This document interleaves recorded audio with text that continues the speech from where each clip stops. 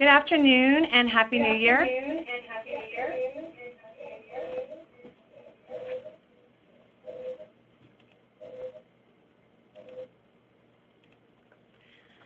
My name is Cherie Andre, and I am the Client Relations Manager at Prestige Wealth Management Group, and I would like to welcome everyone to our Economic Update webcast.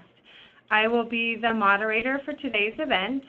As always, our goal is to continuously add value for our clients by helping to educate you and keeping you informed. Today's discussion will be hosted by Roy Williams, President and Founder of Prestige Wealth Management Group, and John D'Angelo, Managing Director of Prestige Wealth Management Group. We also would like to welcome today our Senior Tax Accountant, Joseph Lembo. This conference call will be in the listen-only mode and should last approximately 30 minutes. No participation is required, and there is nothing you need to do except sit back and relax. We will take care of the rest. We can't take any live questions during this call, but we do welcome your comments and suggestions. So at the conclusion of the conference call, please feel free to send us an email with your comments and questions to pwm@prestigewmg.com. And with that, here's Roy. Welcome, everybody, and what a finish to the year. The Tax Cuts and Jobs Act did finally pass here, and we're going to talk about that in a little while, and, a while for the stock market, and, we're going to hit on a lot of things today. We're going to move quickly. As there's any questions that you have on certain topics, write them down and email them in to Cherie, and we're happy to answer them. We try to keep it a half hour because clients and individuals, guests who are still working, we try to make sure that we only, part of the lunch hour. So any questions, we can get into a lot more detail than what we're going to cover today. So, what's amazing about, John, about the end of this year, if we look back to November of 2016, you and I were, election night, you and I were on the phone until 2, 3 o'clock in the morning, wondering, how we're going to address clients regarding the market being down 800 points. Right. I mean, it was kind of a very volatile evening from the standpoint of the stock market's initial reaction being negative. And then I think once the market realized that that it was going to be a one party that was going to control all 3 branches of government, and that we would see some type of fiscal support, the market's really kind of flipped in a hurry. Ended up actually up the first day after the election. In terms of what's really important to look at is that the market had a great year. It was the first year, John, since 2009, where U.S. and international both had good years and were leading. And you always have to remember you have to make sure that you have the right allocation, because if this bill doesn't pass, we have a huge correction, and who knows what happens economically. And and John, when we were at the conference, a very prominent speaker was predicting, if the bill didn't pass, possible recession middle of this year. Yeah, I mean, look, 17 was also the first year in something like 90 years that we didn't have not one negative month. Yeah, it's amazing. So you have to be muted, because most of them are, when you have a major event such as a tax plan, a lot of the gains come before it passes in anticipation of. So the expectations, again, we had a great year last year, and both U.S. and internationally, and even the bond market had positive returns for the year. Not great returns, but they were positive. Were positive for the year. And GDP, if we just look at GDP, for the first time, we were above 3%. The first time in many, many, many years. It's been really the longest recovery we've had, but we've not had any substantial GDP growth above 3%. No, I think that's one of the reasons why the recovery has been the longest, right, is because it's also been the least steep. There hasn't been any type of strong economic growth until this past year. And, you know, I think so. One of the things I was saying to clients for the longest time is that we had this expansionless economy, and there was concerns that we were just not going to ever see expansion before we went back into recession. And you know, now I think we can positively say that we're in the expansion phase of the economic cycle, and we're solidly in that phase. Yep. And we'll talk about that later on when we talk about 2018. But again, to see GDP above 3% is really excellent, especially so late in the recovery. You know, earnings, when we look at earnings, you know, a lot of people are concerned, you know, in terms of now we're trading, by year end we're trading at 18, you know, multiple of 18, over 18 times earnings, which some people would argue is high. Some people would argue if we're in expansion, it's not high. But again, a lot of, you know, we're going to talk about earnings going forward in the next section when we talk about this year. But earnings actually did improve. And John, you and I talked for a while about the oil sector.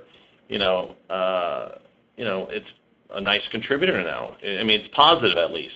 Yeah, I mean, oil prices, you know, north of $60 a barrel is a very big positive for energy and the energy sector. And it took a while for the energy sector to play a game of catch-up, but in the last 6 months, that sector has certainly seen a lot of improvements as far as the price of their stocks are concerned. Yeah, and you know, energy, you know, long term, do we see it as a driving force where energy prices are going to stay above 60? Probably not, because of the, you know, the U.S. now could self-support itself, and with the new refinery in Texas that has the biggest output in the world, be able to produce the biggest output in the world, and a new one opening in North Dakota. You know, I mean, but it's still, at this point in time, to have energy above 6 as that whole sector of 60 is excellent. You know, and I think it's good for the world economy, you know. Yeah, I mean, look, it's not so expensive that it's creating a drag, you know, with oil prices north of $100 a barrel. But, you know, the key, I think, is that the prices are stable and they've recovered to a point where these companies at least can turn a consistent profit. Yep, and that's going to be a big contributor, as we see in the third quarter.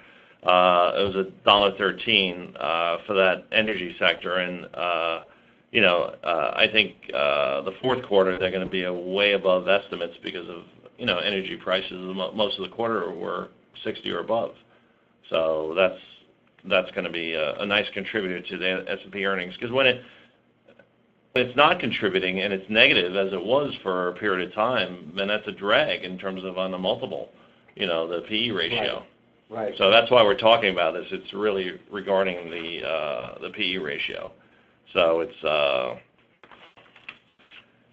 in terms of the Fed, you know, it's funny, John. This chart from 2 years ago, I think, was similar to what it is now. You know, we really haven't had interest rates, you know, increases. We're below, interest rates right now are below where they ended 2016. But, you know, we do expect to be in a rising rate environment for multiple reasons. And one is the government is doing what, John? Well, I mean, there's, you know, at the end of the day, as long as unemployment continues to fall and as long as, you know, we see some return to inflation, then we could expect the Fed to continue to raise short-term rates.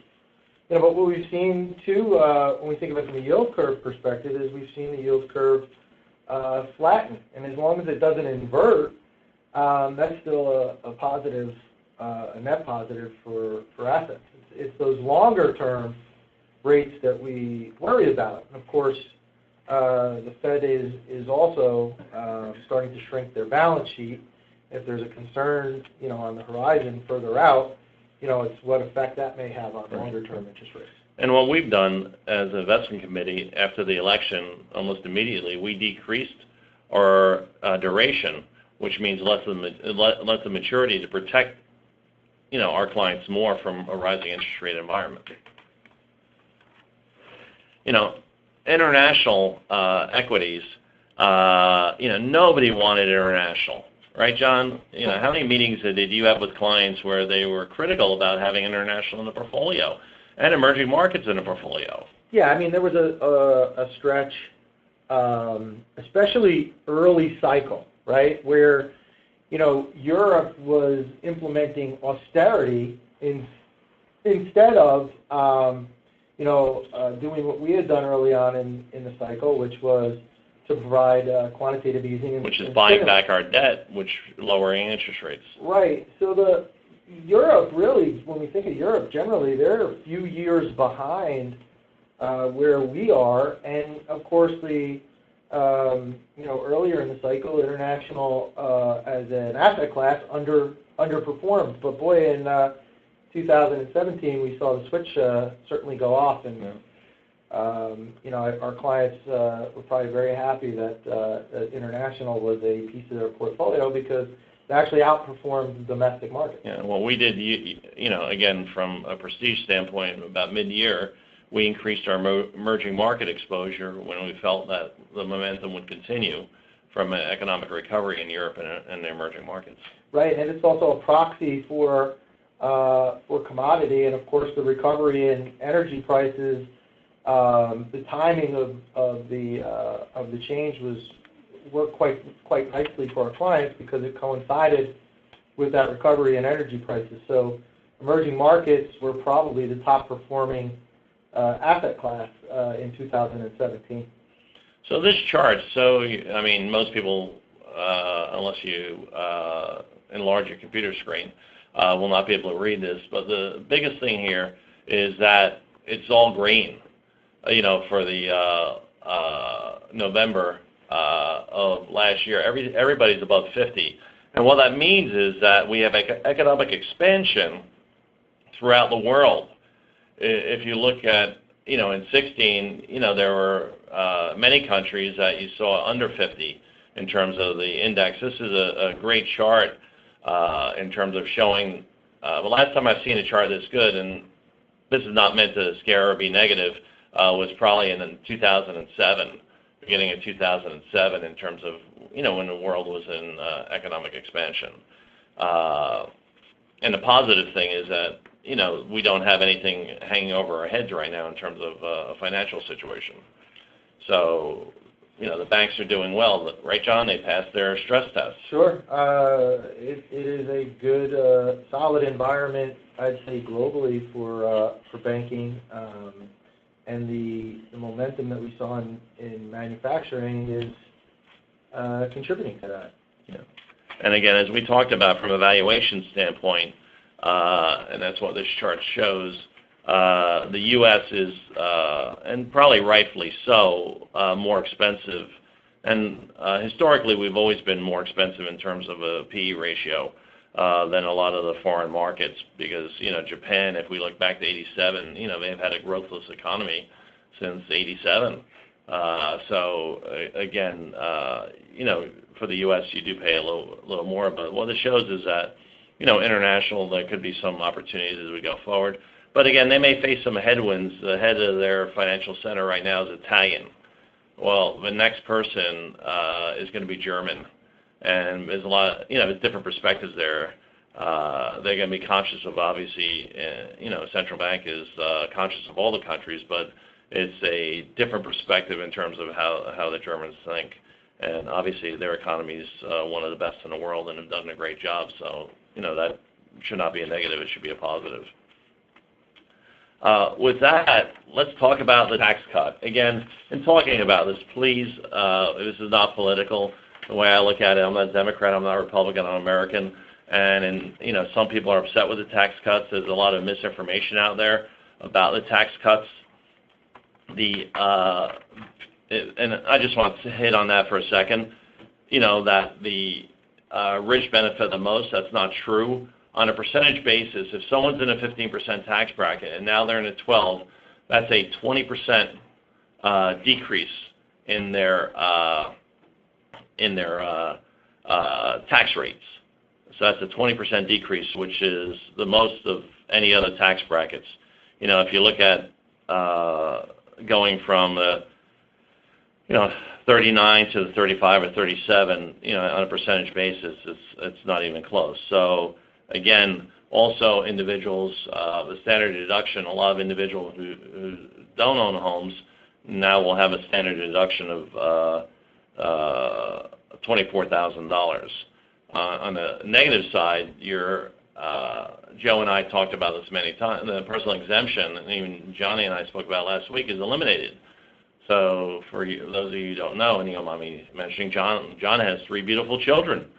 So you're losing those deductions. Yeah. So some people will get hurt, but most people in the lower tax brackets will benefit because even though you lose them, they double the exemption for the tax credit from $1,000 to $2,000. And with that, I'm going to hand it over to Joe. So most people outside of New Jersey, you and I discussed, Joe, New Jersey, New York, Connecticut, Massachusetts, and believe it or not, California, Oregon has a 9.9% state income tax, which I didn't realize until a client was looking to move there. And so there's a lot of states that will be adversely affected by this. And with that, I'm going to hand it over to Joe, who can talk a little bit about that.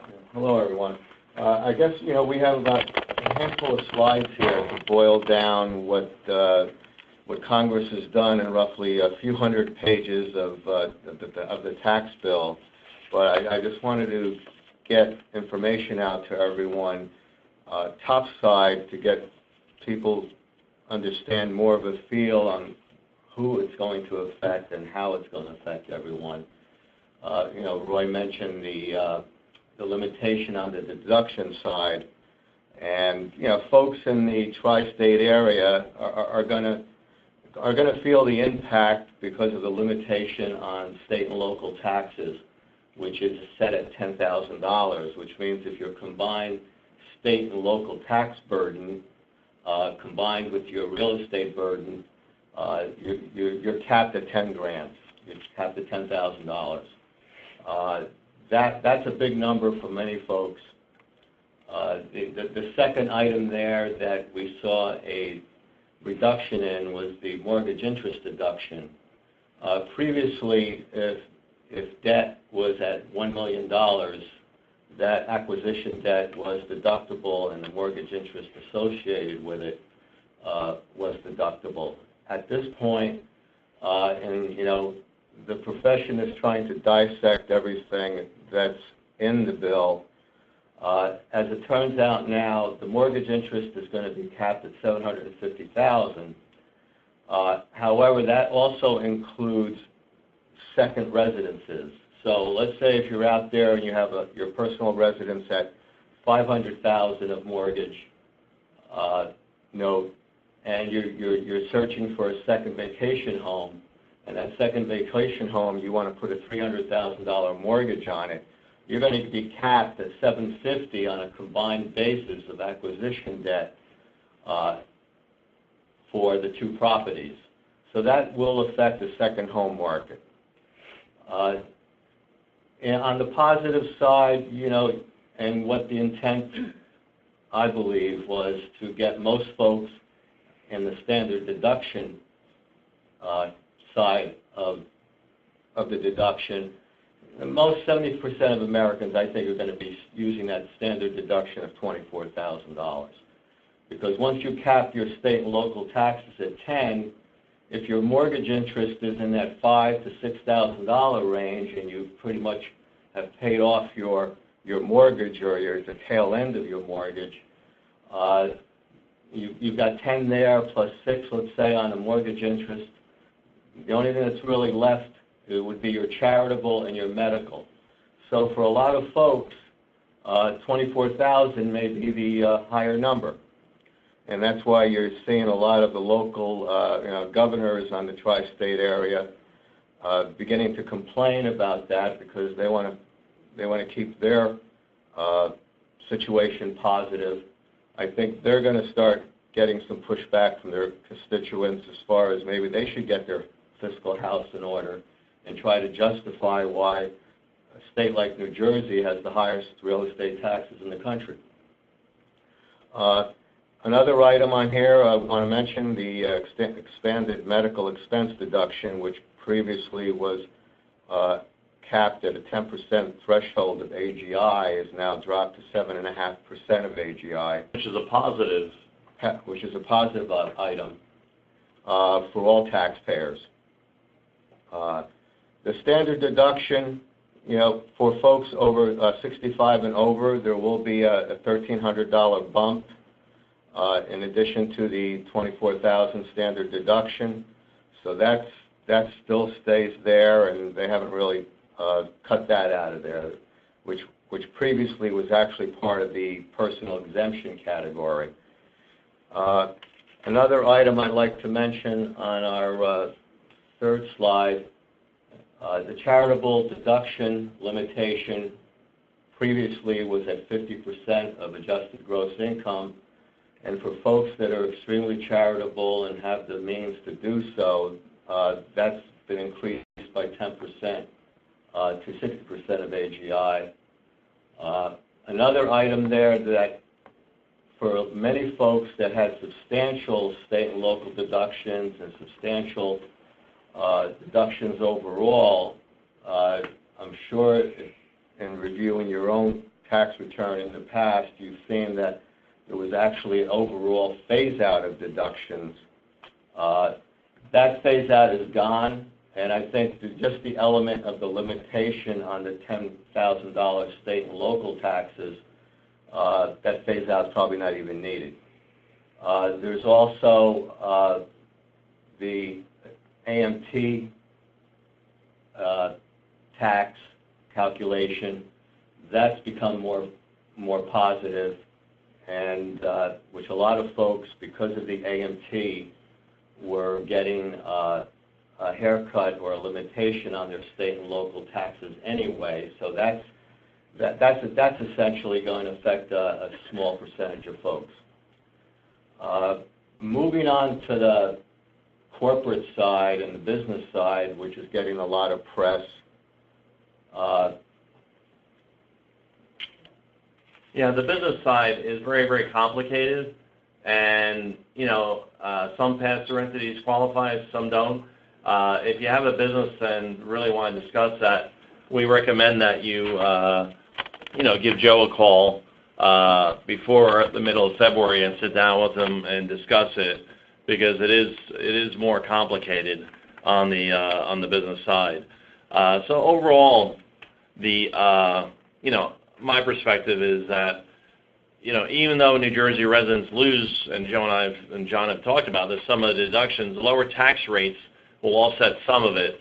But there's a lot of people who have multiple children, who pay a lot in state income tax and a lot in real estate taxes, who will pay more taxes in New Jersey, New York, Connecticut, Massachusetts, California, and Oregon. So it's, again, your situation, every individual situation's different, so we'd have to look at it, because the tax rates, again, are lower.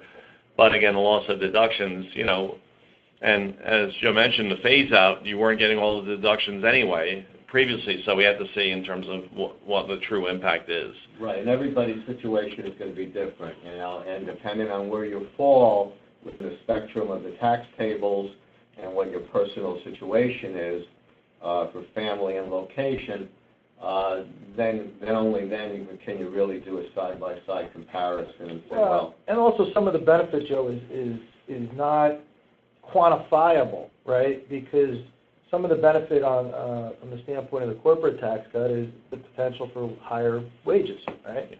So there's some offsets you can't really quantify. Yeah, and that leads us into, thank you, Joe.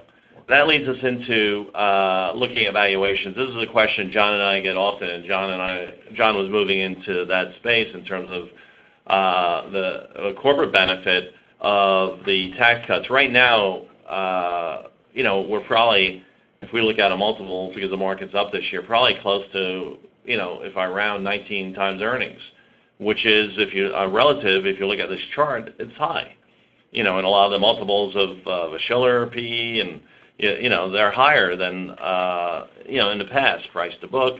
But John and I have talked extensively about the benefit of the tax cuts. And, John, you started saying.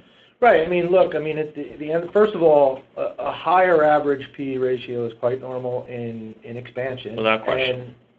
And on top of that, between the repatriation of foreign capital and the actual corporate tax rate going down, what we've started to see is a lot of companies in this earnings cycle have been reporting that they're going to open up new offices, new factories, increase. Today J.P. Morgan announced how many new branches? 400 new branches, and they're raising pay. It looks like pretty much across the board, and they've especially for the lower paid employees. To me, it looked like a 15% increase for lower paid employees, which is, it's a huge economic impact across the board. Apple is projected giving bonuses, but also the 20,000 new jobs are going to come back in with the almost $300 billion they brought in. Today, J&J announced almost $60 billion. We saw Celgene buy another company. You're going to see, in the past week, we've seen a tremendous uptick in the mergers and acquisitions. And, companies are going to spend more in R&D. Walmart raised minimum wages. So the economic impact is not just for the wealthy.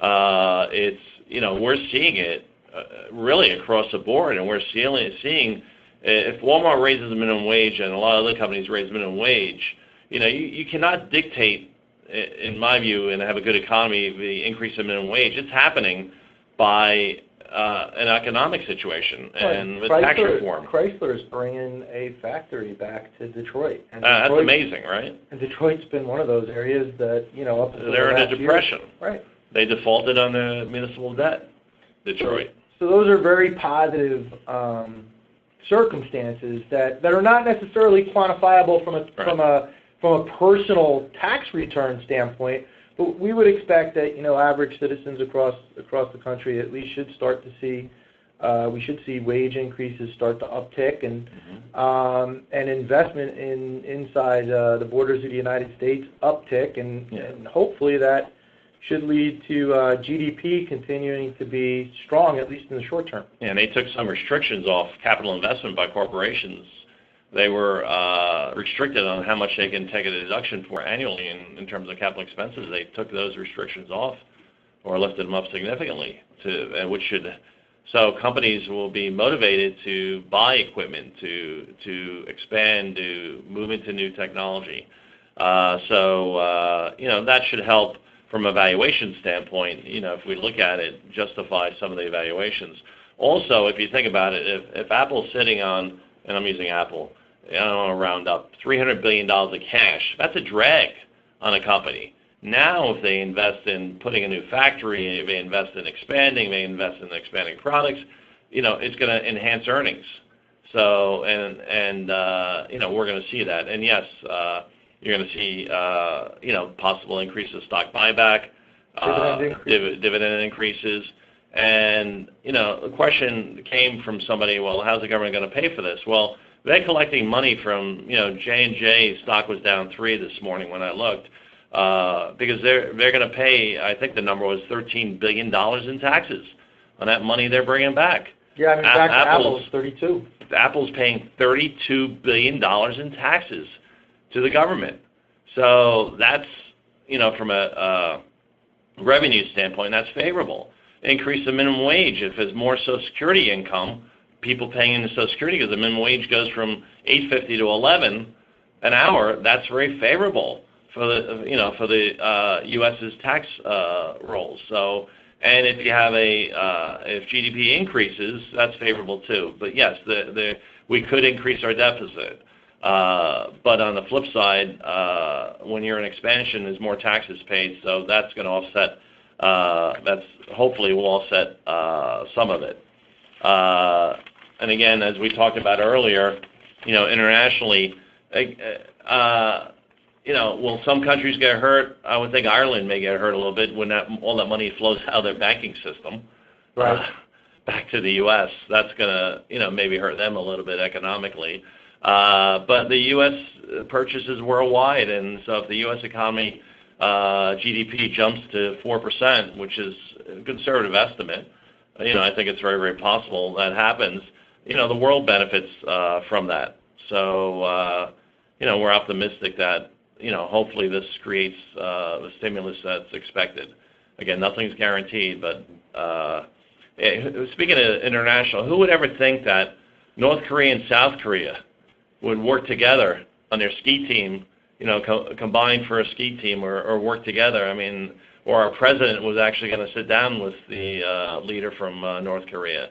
So there's a lot of positive things on a worldwide basis to hopefully reduce some of the geopolitical risk that we've been concerned with. I think one of the things that we talked about last week was just that, the runway for this cycle may have just gotten a bit longer based on the passage of these tax cuts. So right now, at least currently, the fundamental environment is positive. We have low inflation, we have relatively low interest rates, and we have strong, better than average growth, and we have lower taxes. So, from a glide path standpoint, it's one of the reasons why I think 2017 was a very good stock market return, and I think that's why the start to this year has been as positive as it has been. Right.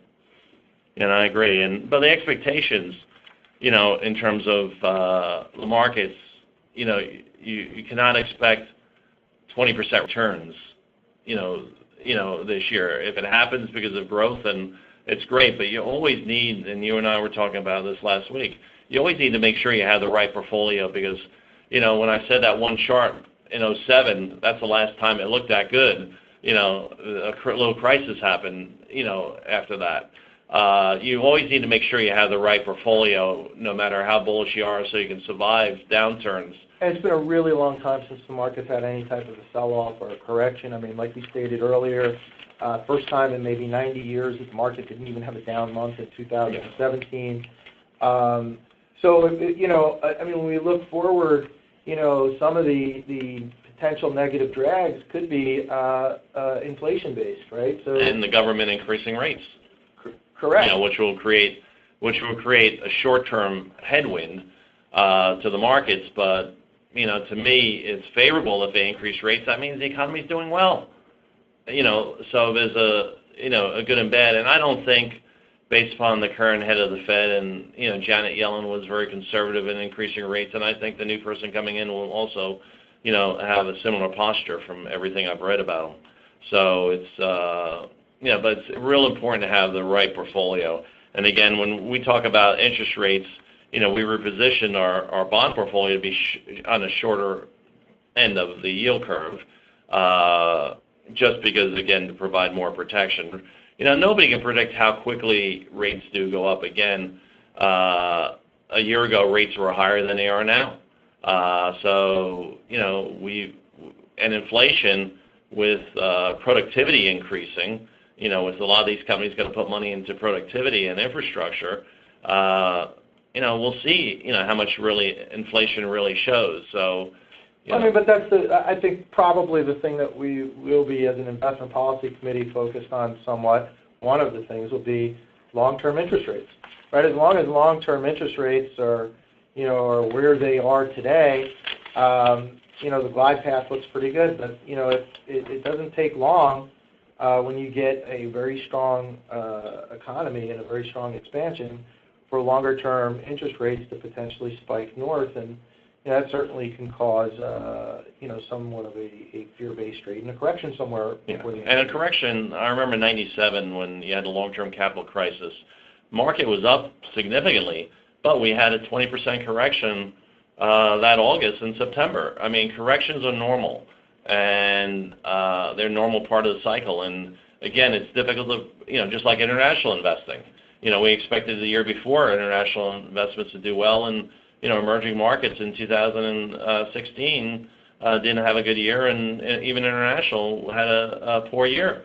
So, nobody can time it. And it's exactly why we preach being well allocated, being properly diversified, having a long-term perspective from an investment standpoint, because you want to have your portfolio to be an all-weather portfolio, something that isn't going to take you out of the game if there's volatility in the market. And look, I mean, right now it's been a very nice stretch from the standpoint of volatility, but you know, one of the things I like to say is, you know, while the party's going on, everybody is having fun, and at the end of the party, you know, everybody has a hangover. Right. So, you know, we'll see how long the cycle will continue to last. I mean, right now it looks like for at least the next 12 to 18 months, things look very positive. But even during an expansion cycle, you can have a market pullback because of headwinds from interest rates increasing and could be anything. Could be geopolitical. You know, we have always have a situation overseas that we have to keep our eyeballs on, and you never know when that can become an issue that rocks the market. Yep. And we have a couple of questions, and you know, I want to discuss. You know, it has to do with New Jersey for those of you who live in New Jersey. A couple of them. We have a new governor in New Jersey. And just as the presidency controlled, you know, all pieces of Congress, so does our governor control, and they can pass something. So there's been talk about the millionaires tax. The challenge New Jersey has, and John and I talked about this, is our tax structure from California has a higher income tax, but the real estate taxes, you can have a $3 million house that you purchased 10 years ago that you're paying $10,000 in taxes for. So it's, again, because of their Prop 13. So New Jersey is in a unique situation, and you know, hopefully our governor is very thoughtful in what he does with our legislative body about taxes. There's been talk about a millionaire's tax, which is, you know, would bring the top rate to 10.75, which would be above New York, which may induce some of the wealthy people to leave Alpine and go to Westchester County. You know, you don't know. So we really have to be thoughtful and careful. What, you know, you and I talked about David, who left. Yeah. David Tepper. He earned $1.5 billion. He was earning $1.5 billion annually. He moved his company and he moved his residence to Florida. Right now, you know, we're in a dangerous situation where 17,000 taxpayers pay 40% of the revenue to New Jersey. And I heard a number of 44,000 people pay 80% of the tax revenue. And even if it's a perception, if more people, more of the wealthy, New Jersey charities struggle where Florida charities flourish because all your billionaires have moved out of New Jersey who are here. So it's a challenge. So hopefully they're thoughtful in what they do. And to your point, you brought up too is that it could certainly have an impact on real estate prices. Right. You know, John and I talk about this. My prediction. This is Roy Williams' prediction. You can see real estate in New Jersey, you know, possibly drop 5%, just from a tax standpoint. Even if it's not reality, just from a perception standpoint. If someone's buying a house in Hopewell, and it's an $800,000 house, and taxes are $24,000 or $25,000, or in Princeton, and your taxes are, you know, $24,000, $25,000, they may think twice about that price because it's only $10,000 is deductible, and they may have a $700,000 mortgage, which, you know, again, with all the restrictions on their state income tax, you know, may not be deductible. So again, they may be willing to pay for less, and again, we don't know how the banks are going to be willing to lend with the new tax law changes. Well, I don't think it was a coincidence. We talked about this too, that, you know, fourth quarter, you know, New York real estate prices had their worst quarter in 6 years. And that's New York City. Right. You know, and New York City has been untouchable. And I have a friend of mine, and what impacts New Jersey impacts Florida. I have a friend of mine who's a builder in Florida, a very good friend, and he's raised cash. He survived the savings and loan crisis and the financial crisis, and he's raised cash because he's concerned about people in the Northeast, New York, New Jersey, selling their homes and not getting the price they want, which will impact his pricing. So it's, again, everything is cause and effect. Everything, everybody impacts everybody. So we'll see what happens again.